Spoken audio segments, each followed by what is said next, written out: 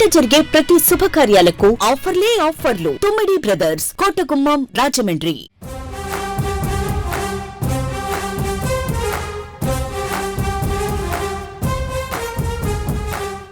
జనసేన అధినేత పవన్ కళ్యాణ్ దూకుడు పెంచారా?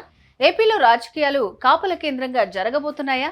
బెజవాడ కేంద్రంగా కాపుల సమావేశం ఏర్పాటు చేయటం వెనుక ఉద్దేశం ఏంటి? రాజ్యాధికారం దిశగా అడుగులు వేస్తున్న తనకు మద్దతు ఇవ్వాలని పవన్ కోరనున్నారా? మరోవైపు కాపు నేతల డిమాండ్లు ఏంటి?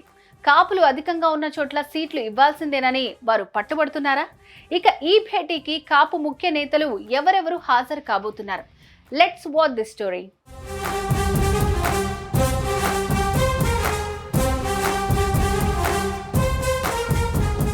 కాపు నేతలతో మరో 2 రోజుల్లో పవన్ కళ్యాణ్ సమావేశం ఏర్పాటు చేయనుండటంతో రాష్ట్ర రాజకీయాల్లో చర్చ మొదలైంది. విజయవాడ కేంద్రంగా ఈ భేటీ జరగనున్నట్లు తెలుస్తోంది. ఇప్పటికే కాపు నేతలకు పవన్ కళ్యాణ్ నుంచి ఆహ్వానం అందినట్లు సమాచారం. రాబోయే ఎన్నికల్లో కాపులకు ఇవ్వాల్సిన సీట్లు, కాపు రిజర్వేషన్, కాపు కార్పొరేషన్ సహా పలు అంశాలకు సంబంధించి విస్తృత చర్చ జరిగే అవకాశం ఉన్నట్లు తెలుస్తోంది. ఏపీలో కాపుల జనాభా అధికంగా ఉండడంతో రాజకీయ నేతల తలరాత మార్చేది కాపులే. ఏ పార్టీ అధికారంలోకి రావాలన్నా కాపుల ఓట్లే కీలకం. దీంతో పవన్ కళ్యాణ్ నిర్వహించే సమావేశంలో ఏ నిర్ణయాలు తీసుకుంటారు, ఎవరెవరు హాజరు కాబోతున్నారు అనేది ఆసక్తికరంగా మారింది.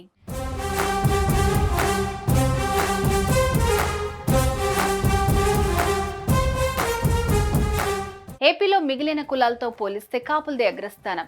జనాభా పరంగా చూస్తే ఏపీలో 27% మంది కాపులున్నారు. ముఖ్యంగా ఉభయ గోదావరి జిల్లాలో 34 సీట్లలో కాపులదే కీలక పాత్ర. కాపులు ఎవరికి మద్దతిస్తే వాళ్లదే ఏపీలో అధికారం. గత ఎన్నికల్లో మెజార్టీ కాపులు వైసీపీ వైపు నిలిచారు. దీంతో ఆ పార్టీ విజయం సాధించింది. టీడీపీ, జనసేన విడివిడిగా పోటీ చేయడం వైసీపీకే ప్లస్ అయింది. కానీ ఇప్పుడు జనసేన, టీడీపీ కలిసి పోటీ చేసేందుకు సిద్ధమయ్యారు.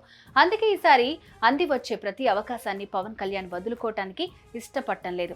వైసీపీని గద్దెదించేందుకు ఎవరితోనైనా కలిసేందుకు సిద్ధమని గతంలోనే ప్రకటించారు. దీంతో టీడీపీతో కలిసి పోటీ చేసేందుకు సై అన్నారు. ఇదే ఇప్పుడు వైసీపీకి టెన్షన్. మరి కాపులు జనసేన వైపు ఉంటారా, వైసీపీ వైపు ఉంటారా అనేది తేలాల్సి ఉంది.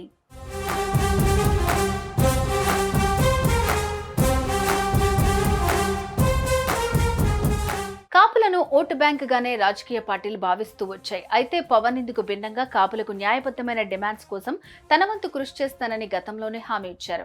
ఇప్పటికే ముద్రగడ పద్మనాభం కూడా జనసేన కండువా వేసుకునేందుకు సిద్ధమయ్యారు. అటు హరిరామ జోగయ్య కూడా పవన్ కు వెన్నుదన్నుగా ఉన్నారు. దీంతో కాపు సామాజిక వర్గాన్ని ఒకే గొడుగు కిందకు తెచ్చేలాగా ప్రయత్నాలు మొదలయ్యాయనే సంకేతాలు కనిపిస్తున్నాయి. ఇలాంటి తరుణంలో కాపు నేతలతో పవన్ కళ్యాణ్ భేటీకి సిద్ధమవడంతో రాష్ట్ర రాజకీయాల్లో పెను సంచలనంగా మారింది.